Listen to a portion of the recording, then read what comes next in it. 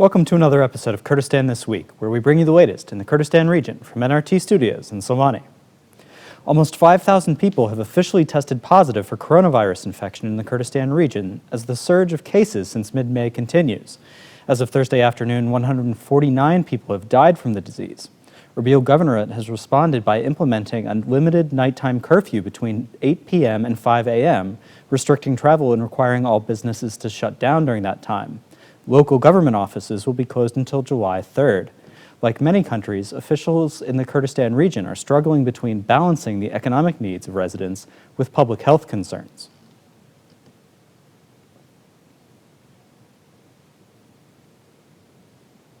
Two people were killed and 6 others, including 2 children, were wounded in a Turkish airstrike on Kuna Masi town, just north of Solmani city, on Thursday. According to local residents, the 2 people who died were likely fighters from the Kurdistan Workers' Party, or PKK, who had stopped by the village market when the strike took place. The wounded people were all from the same family and owned the market. The town is a popular place for families to go on picnics. Footage sent to NRT and posted on social media appeared to show the moment of the airstrike, with adults and children playing in a nearby river before the scene is shaken by a large explosion and people are shown dashing for cover. On June 15th, the Turkish military launched renewed air and ground operations in northern Iraq and the Kurdistan region, saying that they were necessary to combat the PKK. So far, 5 civilians have been killed in airstrikes since the new push began.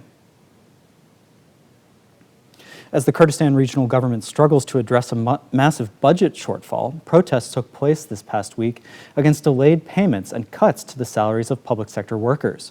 Most of the demonstrations passed off peacefully, but the security forces deployed tear gas and rubber bullets against a crowd that tried to block a major roadway in Solmani on Sunday.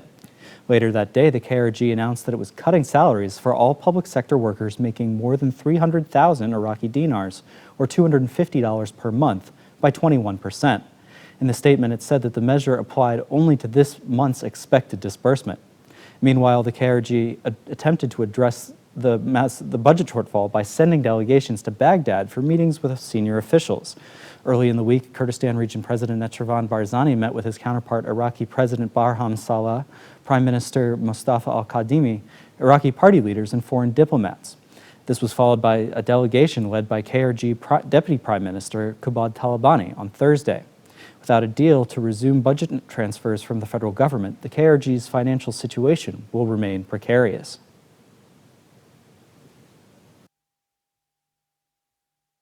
Members of the Kurdistan Parliament resumed their duties on Wednesday following a 2-week quarantine period.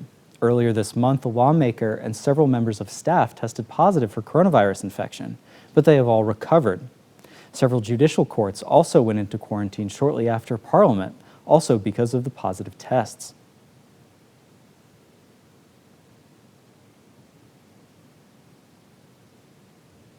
Finally, on Thursday, a fire broke out at a warehouse containing arms and ammunition in Erbil Governorate. NRT reporter Omed Chomani said that the warehouse was at a Zeravani training camp and that no one was hurt in the blaze.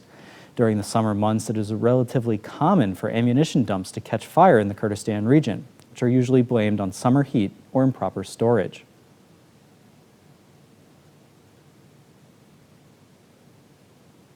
Thanks for tuning into this episode of Kurdistan This Week. If you'd like more information on these stories and others, check out our website, nrttv.com/en, and be sure to like us on Facebook and follow us on Twitter.